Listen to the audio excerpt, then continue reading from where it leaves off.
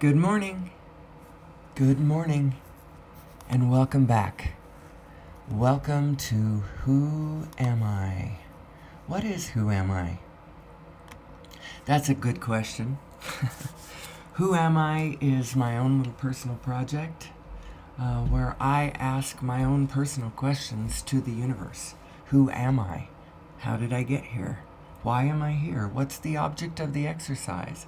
What's the point of the whole thing? What's the setup I am in?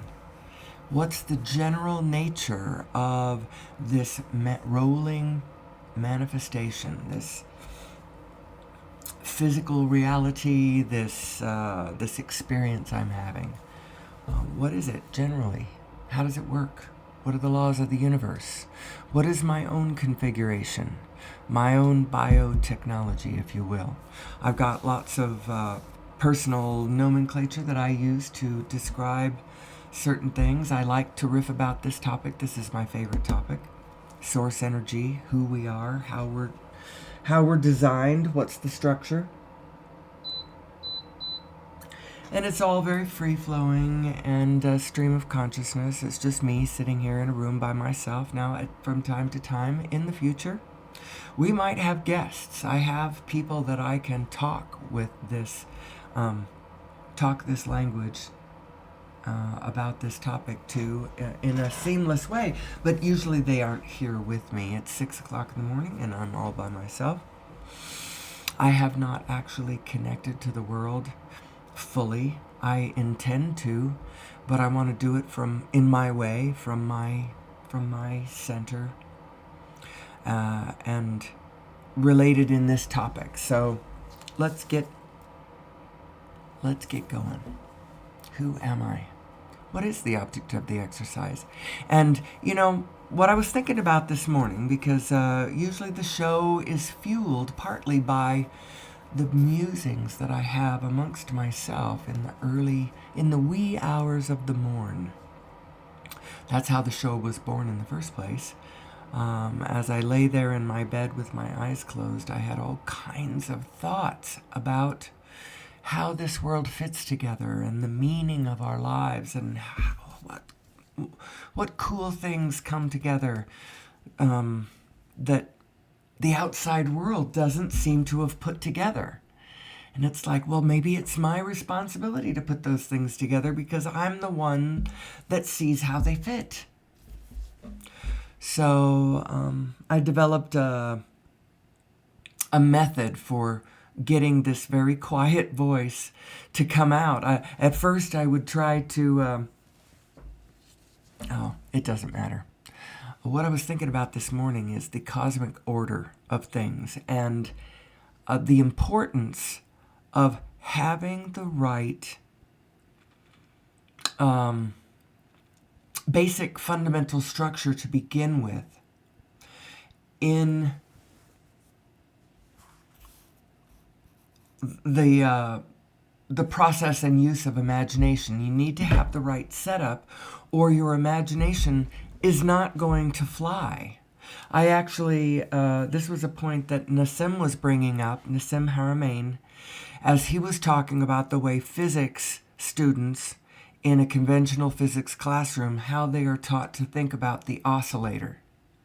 They think of it as a coil, a spring, a little, an oscillator is a thing on a spring, a coil that kind of, and he's like, it's the wrong model. Your imagination can't go anywhere with that. Although the mathematics, when you imagine it the way they teach it, the mathematics turns out just the same. That angle still gets you the mathematics, but it doesn't get you the full vision of the picture of the universe as it is unfolding. And as we are playing along in with it, what's going on? What's the meaning? So one of the most important questions here in this topic of who am I is, what's the meaning of my negative emotion? Because we don't seem to think primarily that our emotions are a big player in this. Everyone's focused on this outside projection of what we think physical reality is. It's all of the stuff, the physical world out there, the universe and the earth and all of the jobs and all of the houses and all of the... We think that's what the universe is. But, that's actually not the way to look at it, because it's not... What's the meaning of our positive and negative emotions? We think that the one is fixed and the other doesn't matter, when in actual fact, the one is totally malleable, and the emotions couldn't matter more, because what they are telling you is direct guidance from your inner being in reference to which direction you're going. How you are entering the field of attraction is actually what your emotions are telling you. And the whole idea is to learn who you are, what this field of attraction is, how you interface with it, and in doing so, you will learn how to guide your own life, guide your own life spiritually, so that you can understand how you are moving and how you are either moving towards what you want or away from what you want. And I'm talking about what you really, really want, not maybe what you think you want. Because what you think you want and what you really want may or may not be in alignment. And that's the rub right there. That's the one. That's where you need it to be in alignment. What you want, what you think you want, those two things need to be in alignment with one another. Because so who are you? Who are you? You are a fantastic, enormous being. We all are. And we're creating a lot of havoc on this planet wherever we don't understand who we are. And there's a lot of places where we get it right. There's lots of places where we are in alignment. If we were completely out of alignment in all things, we would have crashed and burned a long, long time ago. Fact is we're mostly in alignment with a whole lot of things. But there are places where we are not in alignment with the reality that actually surrounds us. And some of those places where we're getting off is in politics. We're not in alignment there. We are not in alignment in our conventional and commercial physics. Physics does not understand the actual nature of reality. And I'm going to riff about this for a bit, because I'm going to dare to say that a single human being getting off quiet by themselves and getting it straight in their own mind, getting the vision correct in their own mind and feeling their way through it, is going to be more likely to get it right than the whole general mix.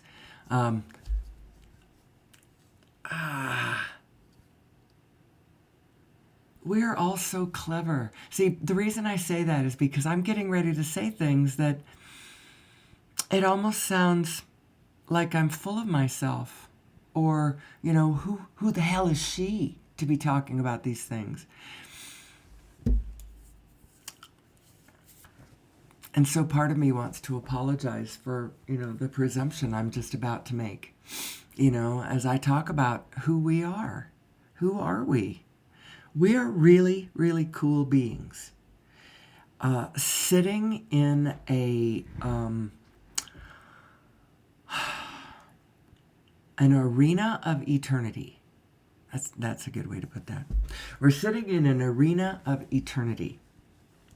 And we have a particular configuration, and the setup is sitting in the universe in a particular way. And if we could get our general imagination into alignment with how it really is, then all of a sudden our imagination can fly to the edge of the cosmos and back. You're like, oh my God, that's what it all is. I get into alignment with the vibrational knowingness of my inner vibrational being, which we all have, by the way. And although my inner being is my inner being and all mine, it also actually dovetails with everybody else's inner being. My inner being is me and the whole field. My part of the field and the whole rest of the field. That's what my inner being is. And your inner being is you and the rest of the field. And his is him and the rest of the field. And hers over there is her and the rest of the field. And in that manner, we are all carrying around the whole thing. It's all holographic. And mathematically and in physics, it boils all the way down to it's holographic. And that means I have the whole universe where I'm standing, and you have the whole universe where you're standing. And I'm iterating in a fractal way. I am fractally iterating the whole universe from where I am. Now, it may not look like it. You may not realize it. You may not be aware of it. You may just be aware of physically what's going around your physical body in this moment. You know, what did I just eat? You know, and what did so-and-so just say to me? Or, you know, whatever. There's that going on too, you know, and you got to mind that. You do have to mind that. You have to take care of your physical body. You have to take care of its physical needs and such. But there's so much more going on around us, people.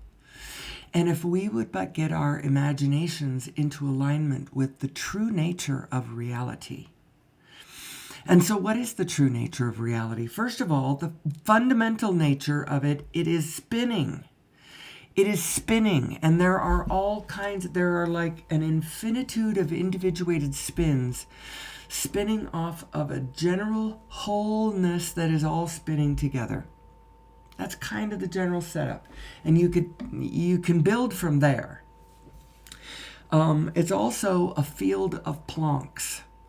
And these Plancks are infinitely small frequencies. Well, not infinitely small. They're the smallest frequency length that can be conceived of in this order, in this size universe, in this density, size, whatever universe.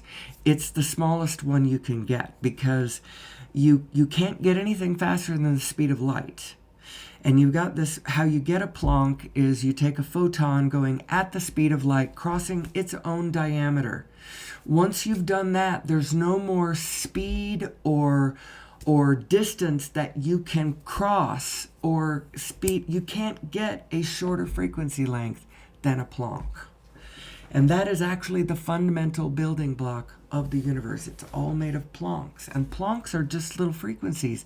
And actually what they are is they're little oscillators. And from the oscillating point, they're all touching when they're not in coherence, when they're just oscillating, the space where they are looks like empty space. And when they are going into coherence with one another and joining up in frequency and adding their length to one another and becoming more than just Planck length, but longer lengths, you start seeing it as the physical universe. That's physicality coming into being.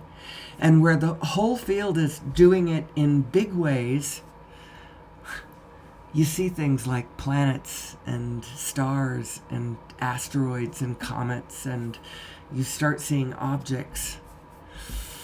And where it's really dancing together, you start seeing things like biology, You start really seeing it playing together and becoming coherent in an area of the field. So I was going to say that I was going to talk about the nature of our positive and negative emotions because I know that this really plays into it.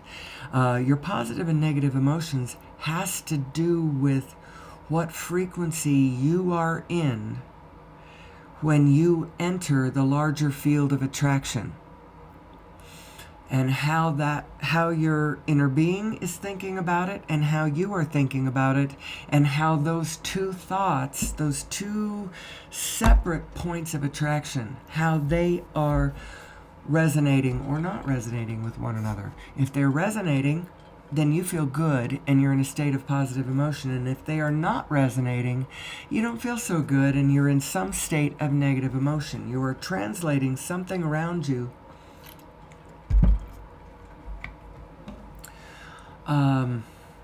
into a negative emotion. And how does this work? How does this work? It has to do with the angle that you are observing the world from. What angle are you looking at it from? You're like, well, I'm just looking at it at the truth.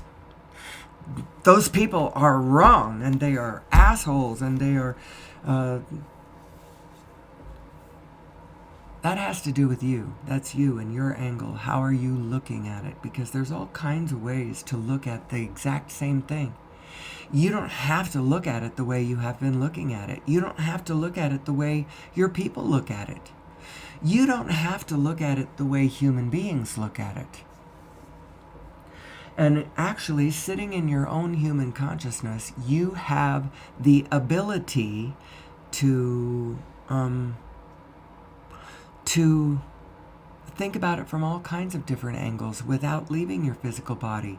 Your human consciousness is really capable of trying on all kinds of ideas, all kinds of thoughts. You don't have to lock into them and play them out in physicality necessarily. You can just try a thought on. You can try it on. You can decide how it feels.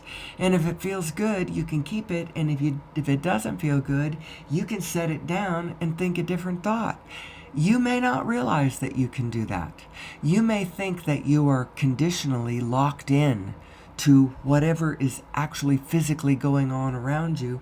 And you may be to some point, but you are definitely not locked in to the way that your fathers thought of it.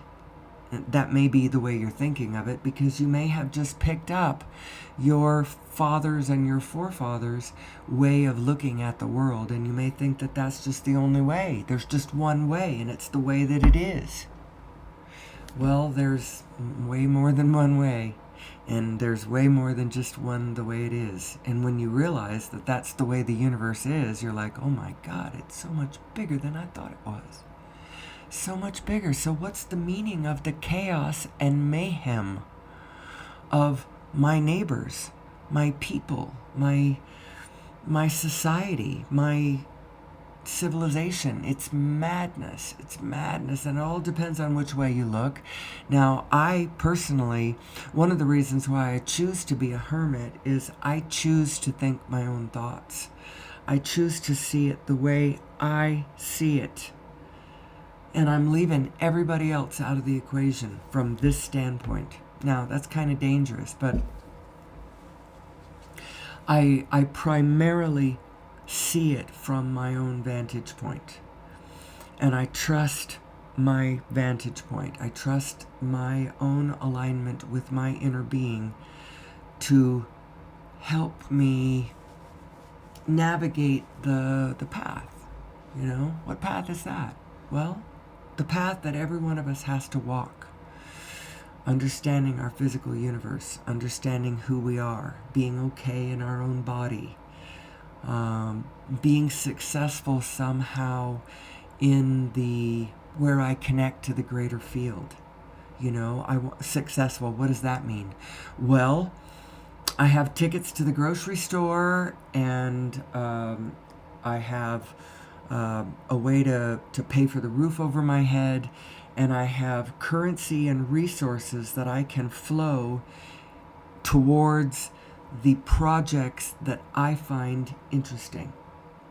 That's what I find success. That's success as far as I'm concerned. And in any given moment, Bashar's definition of abundance is a really simple one, and it's your ability to do the next thing you need to do, or the next thing you want to do in the equation of what I need to do, or you can interchange need/want, but if you have problems with those two words, we could go in and talk about need versus want and what those two things are. Hold on a second. The live stream is going to hear me cough. I can't stop that. However, on the recording, I was able to pause the cough. I can take a little sip of water too. I have a little tickle in my throat.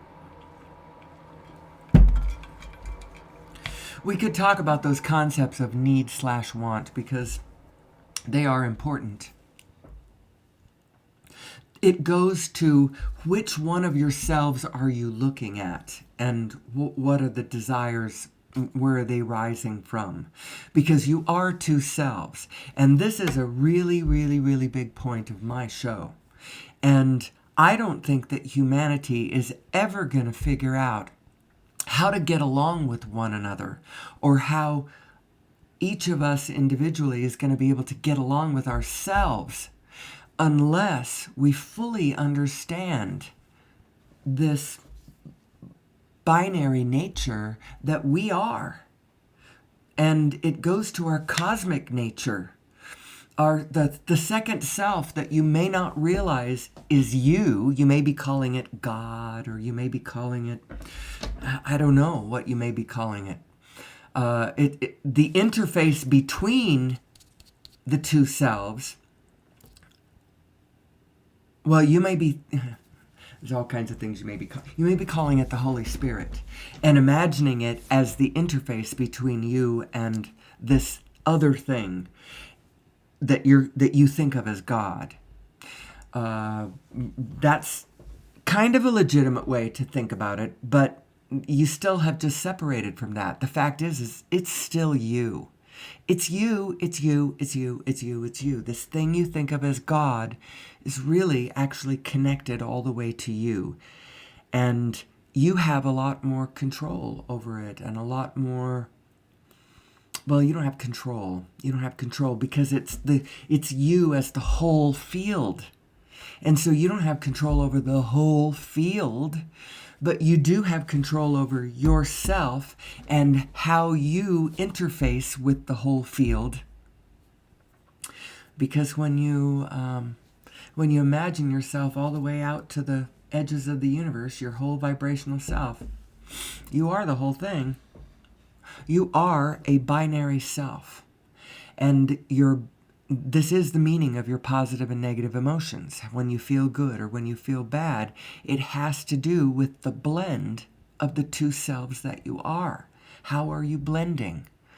Are you blending well with your two selves or not? And what we have been doing in the Western world for ever so long is, it's almost the only way that we get into alignment is we quit thinking, because we haven't figured out how to think in alignment, how to think and think and think and think and think in alignment with what our inner being knows. Well, I think that's actually what my project, Who Am I, is an exercise in me doing. I'm sitting here for an hour, and I think and think and think and think and think in thinking thoughts and physical thoughts in alignment with my inner being. And I try to imagine the structure of the universe from this position. And I've got a couple of tools that I'm working with that I'm trying to pass on to you, because these two tools are what I'm working with. It's one tool is the law of attraction, and this whole field of information concerning, and I like to take it from Esther, because she goes into this place where she talks about the inner being, and she talks about our vibrational nature, and she talks about the laws of the universe as they work, like the steps of creation. Step one is life causes you to ask, causes your soul to send off rockets of desire. And they are vibrational things. You may have felt the negative of it, but your soul goes right straight to the positive implication. And she did a really good, this is a good one, the idea of in trouble or not in trouble. So if you get in trouble and you send off these rockets of desire from your position of being in trouble, what your inner being is actually understanding is the vibrational frequency of not in trouble, and how good that feels from the position of being in trouble. So it's that really, really good feeling. That's the one that your inner being goes and holds that vibrational frequency. That's where your inner being is sitting, at the wanted, at the farthest, the opposite. It's the, how to put it, because it's all vibrational frequencies. You felt the bad one, but your soul went to the implicate positive one of the same side. It was created the absolute instant that you had that bad experience. So these are the steps of creation. Step 1 causes you to ask. Step 2, source answers. Source just does it, and you can't stop source from doing it.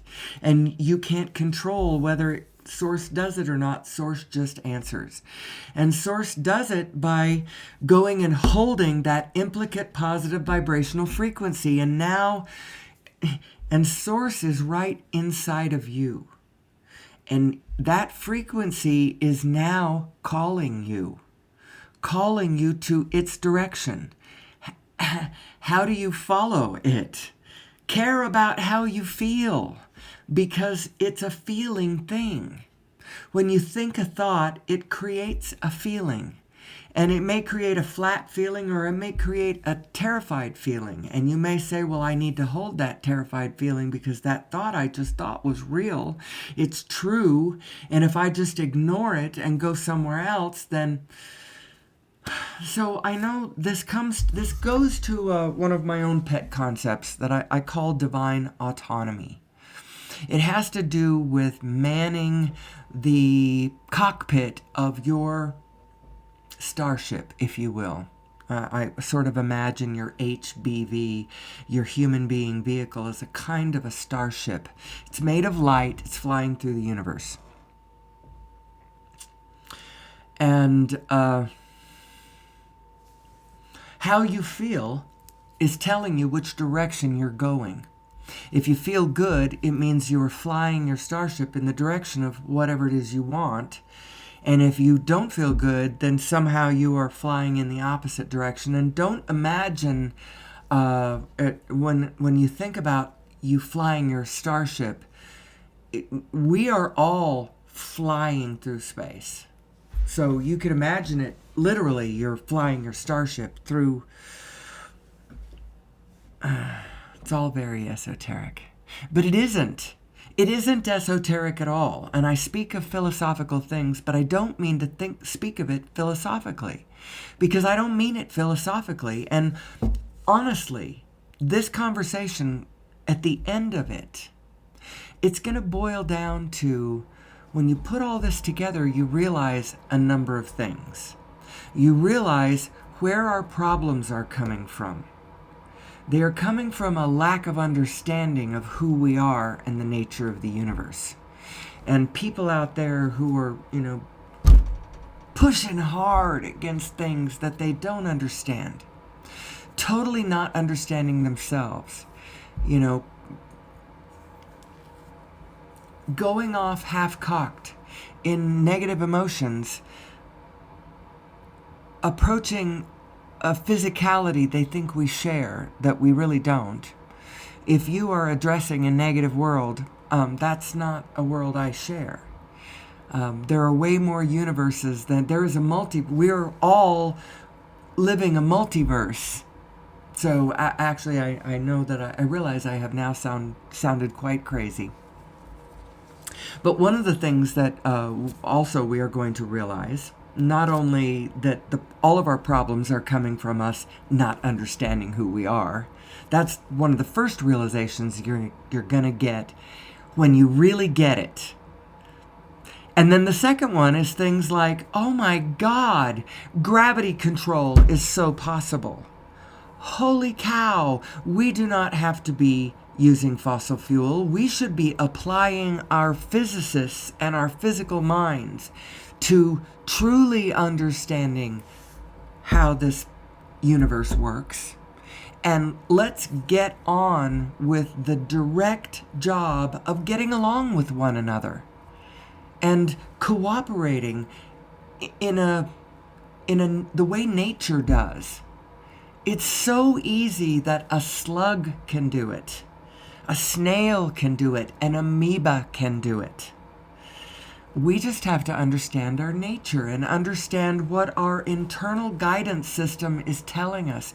We have a compass inside of us that is giving us little pinging yes, no, feel good, feel bad responses that if we would but listen to them and guide our thinking by virtue of this pinging yes, no response, learn how to follow our bliss, learn how to follow what feels good, learn how to care how we feel, all those kind of things. They sound so simple. They sound so simple, but they are not simple. Not simple at all. We live in a world where we have been all trained away from our guidance system.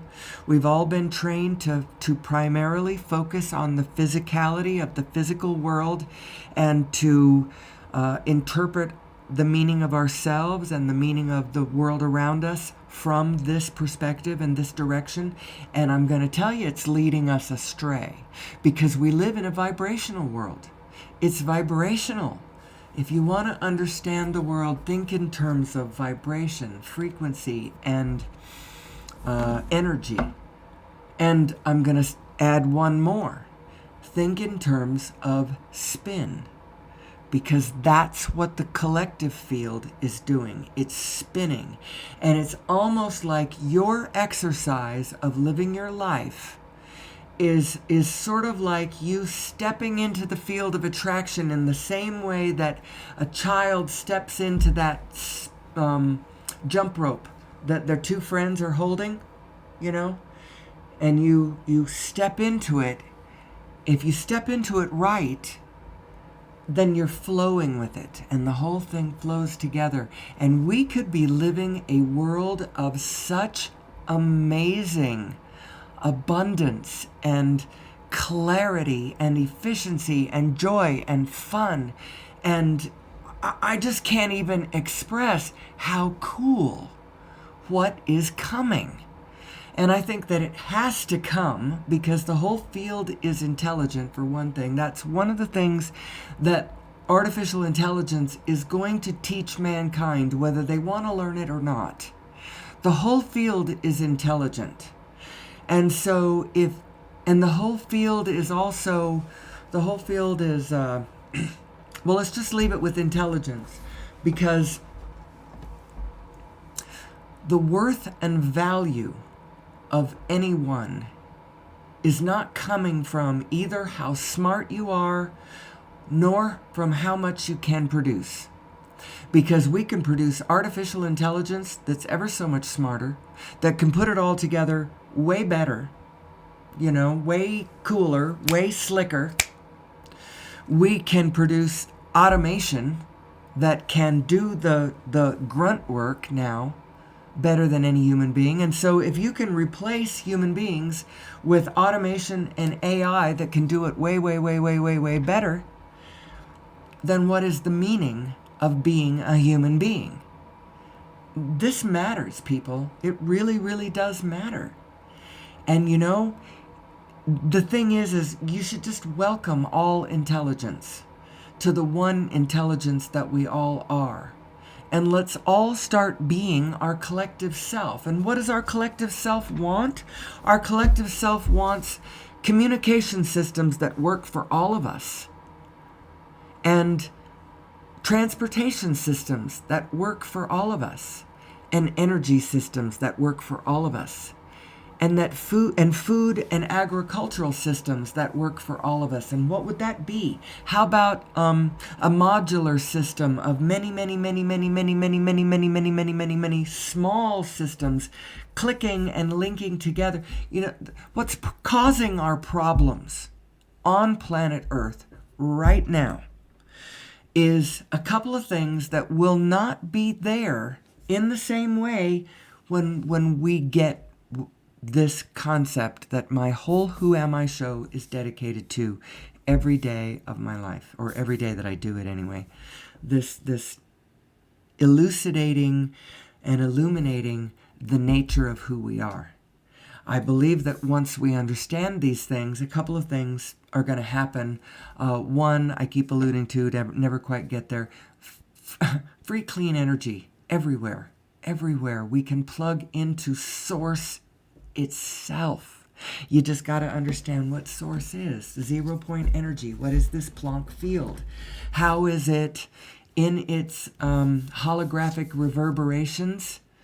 How is it transferring all of the data and information across all the points on the grid to every other point on the grid? How is it doing it? It's doing it through the Planck field. And as soon as we understand this Planck field, and that we are the Planck field, and that our consciousness is the Planck field, and if we line our imagination up with the way this Planck field actually organizes, and then you realize the relationship between all the organizations that human beings are trying to create, all of the intentions at the center of them, and what thoughts and spin and all this stuff really is, and your positive and negative emotions are actually telling you the angle of entry that you are presenting as you enter the field of attraction. That's really what it is.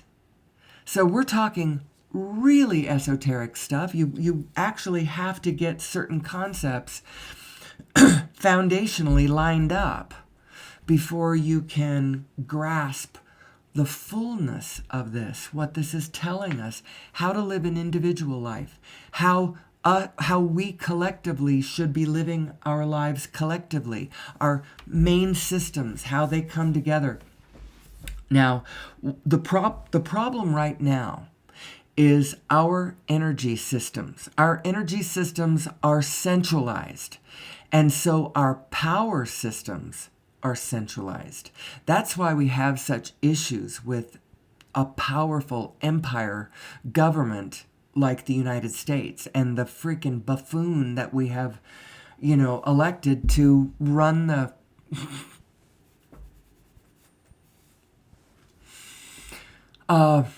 one of the interesting things, though, because it's so big, it's not just local. As a matter of fact, locally, it's probably harder to see. But from the rest of the world, looking at it, it's way easier to see. And the whole thing becomes a really interesting visual aid to collective realizations. I'm going to really quickly go a peek over. I don't know if I should do this or not, because it's going to throw me off. And I was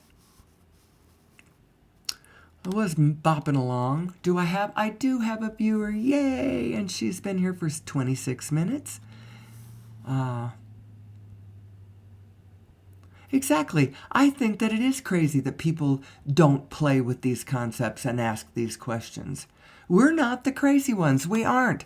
But you know what? It seems so rare that when you look at what you're looking at, and then you look at what your people are looking at, and it looks so different, and you realize, wow, there's either I'm crazy, or there's a long way to go, or it seems daunting. It can be daunting.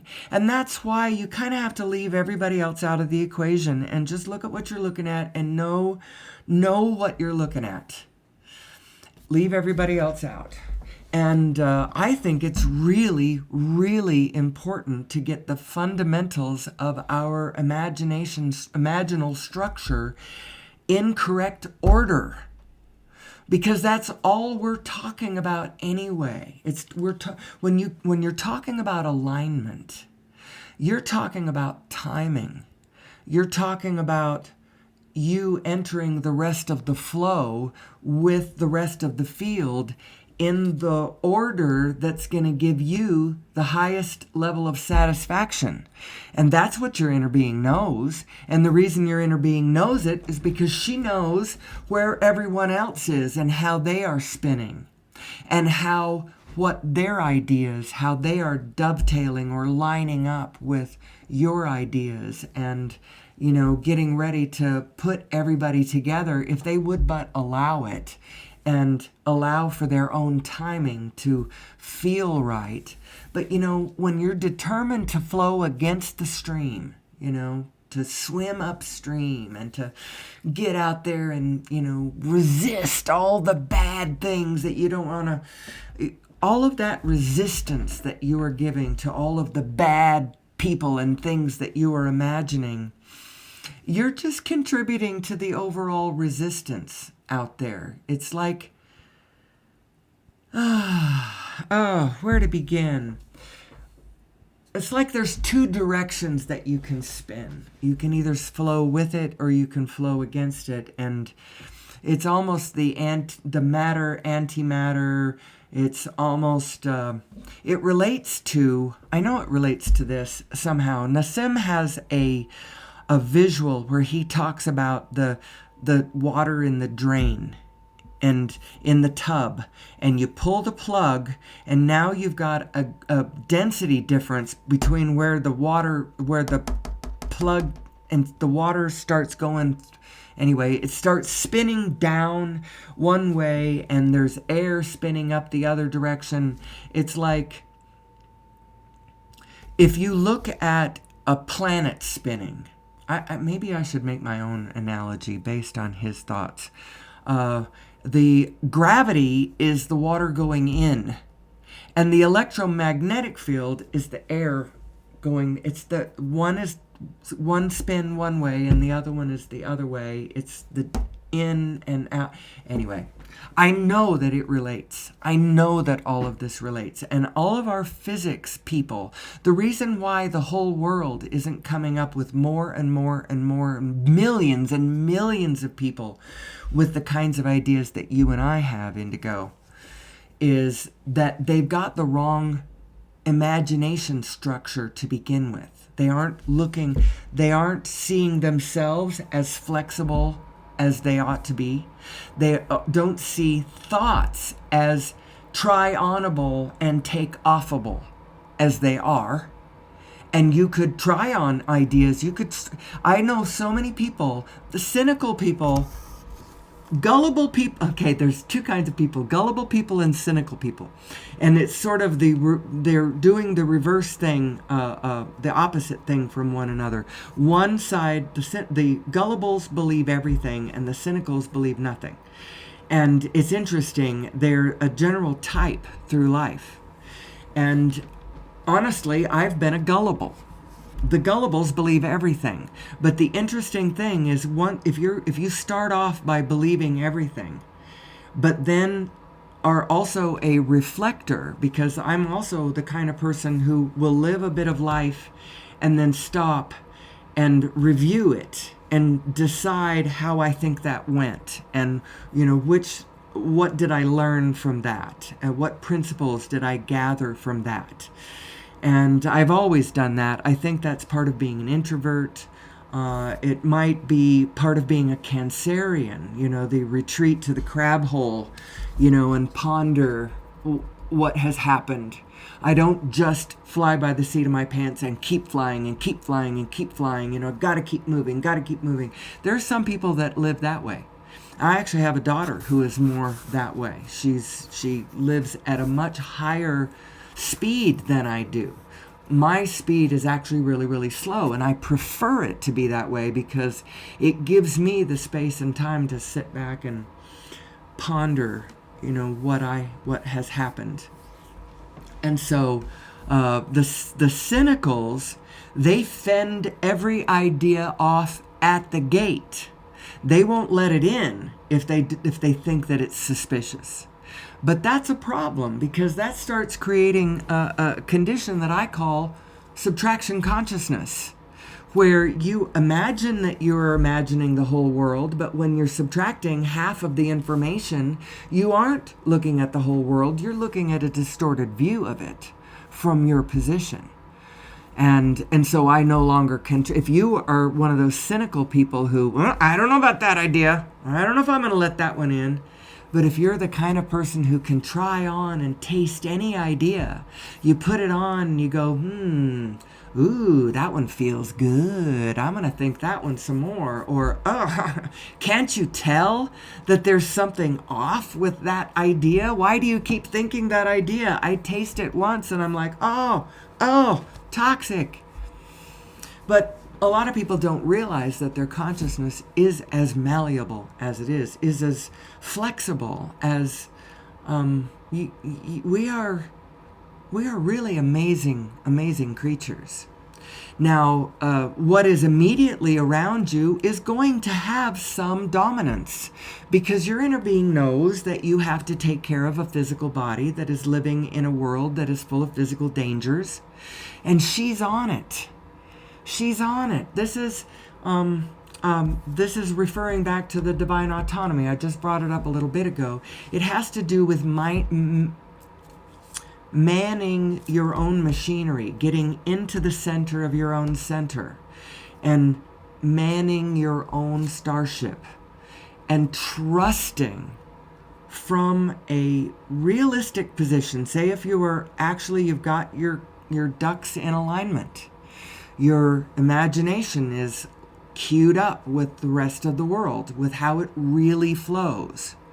The spinning nature, and pay attention to how you feel, and I've got two selves, and all of those equations, and we're all in this together, and there is no such thing as a demon there, but there are negative energy morphogenetic fields that we create. When we get ourselves turned backwards, we're operating from our negative energy self, and we don't understand, and we go out there and we push back against things, and we create this Shiva energy, Loki energy, demonic energy. It's an energy field of us swim in the wrong direction. It has to do with how we entered the spinning field of attraction. Did we enter it going with the flow, or were we opposing it? Were we swimming upstream? Were we in resistance? Are we adding to the resistance, or are we flowing with the stream? That's all what it has to do with. And when we understand this, we're going to understand gravity. We're going to start pointing our considerable intellect and imagination this direction, so that all things that mankind wants to do, we can do. Things like, I would like to stop the 6th mass extinction of genetic diversity. That's a really important thing to quit. And what's causing it is you've got people out in the bush where the animals are, for instance, the last elephants with the big ivory tusks and the last rhino horns, that somebody wants to, kill that last rhino so that they can sell the powdered rhino, so they can sell the horn to some rich-ass Chinese guy for, 100 million yuan, or whatever the Chinese currency is. What's causing that is individuals are having a hard time surviving. We're having a hard time getting along. We're having a hard time finding the resources to get the technology to ourselves so that we can control our climate, so that we can move around the world, so that we can communicate with one another. All of those things, those are the things that we want. And if we had Access to clean, free energy everywhere is really going to help that. And an understanding of who we are is going to dissipate what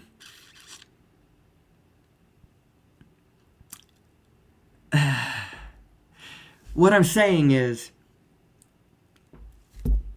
we'll be able to save the rhinos when everybody is not trying to desperately survive in a world where energy seems scarce and it seems like you have to sell your soul for a barrel of oil before you can even start growing the orchard or the goat cheese farm or the whatever that you would think would be completely natural. We should be able to garden anything we want to do, but we can't, because it involves farm machinery, it involves fertilization, it involves water. And now we're having trouble with water because we're effing with the climate. Right now, here in my neighborhood, we've had a little bit, and everybody wants to, put a nice spin on it. And I understand that, because you don't want to face this from oh my God, we're desperately dry and I am really frightened about it. But I have a really nice house here right in the middle of the bosque. And the bosque is the place that's gonna burn, because the bosque is where the trees are. And the trees are the ones who aren't getting water. That's where the fuel is. Out in the desert, it's not gonna burn because it's just a bunch of rocks out there. So I am concerned about the water situation. I would love for my neighborhood to get a little bit of snow on it, or rain or something here. And yet every day it's just sunny and dry. Today it's probably going to be 70 degrees, and it's only the first week of February. Everybody's facing that kind of stuff. But you know what? It would not be a problem with free, clean energy, because we've got a planet that's mostly water. It's just water that doesn't grow things on land because of the salt in it. There's also, my husband was saying, it's not the salt that's hard to take out, it's something else. Barium? What did he say? Something else. It doesn't matter if we had free, clean energy, absolutely unlimited supplies. I mean, once you build the technology that tags into the 0-point energy field, it never runs out. So you will have unlimited, we could recycle every bit of garbage that we want to recycle. We would not tear up ecosystems as we travel around the world if we were using gravity control. At the very least, we could hovercraft it so that the roads don't have to be so frickin' tarred over, So many things I want for us. I want so much for us, and I know that's where we're all heading. I just wish that we would head there sooner rather than later. Let's understand this field that we are communally flowing with. Understand that your emotions are the angle that you are entering the field of attraction. And your alignment with your inner being, or not alignment with your inner being, is your indication of whether you are walking towards the things that you want or away from the things that you want. And I'm talking about the things that your soul, your higher, your greater, larger self knows that you want. More than you want that, pile of money at the bank that you want to go rob. You want full-throated relationship with the field around you, loving relationship with your family members and your family of man. I want to relate to all of us and each other in that way. And I would like to come together in a community of people who understand who we are and, respects the inner divinity within all of us. And let's just go have fun together. Let's go play together. We live in a magnificent, magnificent universe of so much potential. I'm going to go back and look at the chat again, because actually it didn't throw me off. When I peeked at it, and then I answered you, Indigo, and then I immediately went away from it. So if you said anything else to me, I did not see it. I have to be careful. I'm learning how. Oh, you said all kinds of things. Oh, this is wonderful. Oh. All right, hold on a second. I'm going to go over to the recording side, and I'm going to pause this just so that it doesn't sound so bad to them while I read, and then I will unpause it as I react. It's not so well understood to what it means to be a human being and how to move forward correctly and joyfully, not just correctly. I'm air quoting correctly. That brings in the should factor, and that's your physical brain side starting to get a little heavy-handed. You know, as Joseph Campbell said, he said in his Power of Myth thing, there was this place, I always remember, this is one of the main lines I remembered from the show. He tapped his skull and he's like, this thing, it's a secondary organ and it thinks it's running the show. He's talking about the human brain. And this goes to the quote that Einstein had that I refer to all the time. I put it up on my... it's one of my windows that's open all the time. It's open right now, and I'm going to go to it just to make sure I don't slaughter the intuitive mind is a sacred gift, and the rational mind is a faithful servant. We have created a society that honors the servant and has forgotten the gift. The fact is that each and every one of us is a gift and servant combination. And we need to understand that our positive and negative emotions are not an indication of whether we are good or bad. You know, somebody who's always in negative emotion, that doesn't mean they're bad. It means they're chronically out of alignment with their two selves. That's all it means. But that means a lot. But we should be looking at that when we start, coming up with systems of, how to correct each other. Our corrections systems, our institutions, our correctional institutions should be reflecting who we really are. Not this idea that some of us are irretrievably evil and deserve to be, taken revenge on for having slipped up, There's just so much to this. And it looks like I am coming up on an hour, aren't I? Coming up on an hour. My recording is very slightly less than my live time recording, but I want to come back and do this tomorrow.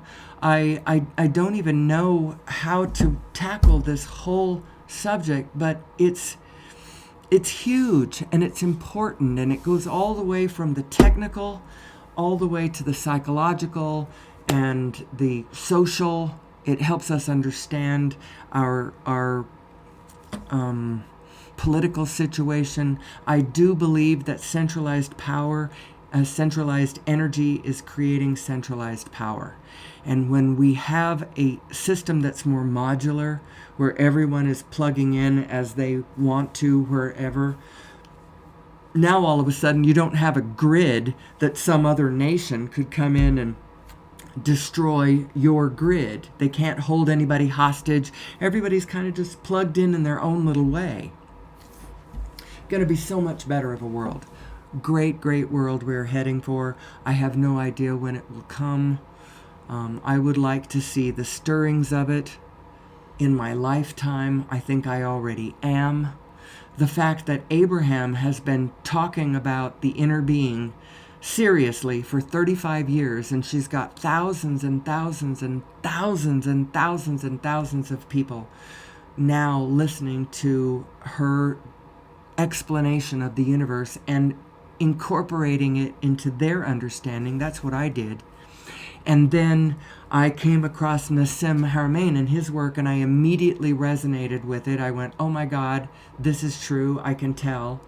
So this is where being gullible helped, right? I just immediately believed it. And when I believed it, it was like I tried their ideas on and could immediately tell how they fit and played with all the other ideas that I had going on in there. It's sort of like it was the last ingredient that made all the gears start to move. It was the moving piece.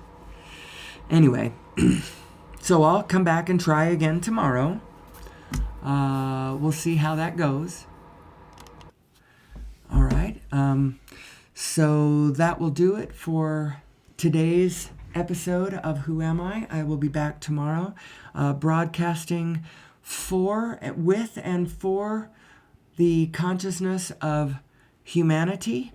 Who are we and what do we want here on this planet? Who am I and how do I run my individual apparatus within this collective flow of spinning organization that I am part of? How do we do that? We will talk about it some more tomorrow. And until then, as always, God bless, and may the source be with you.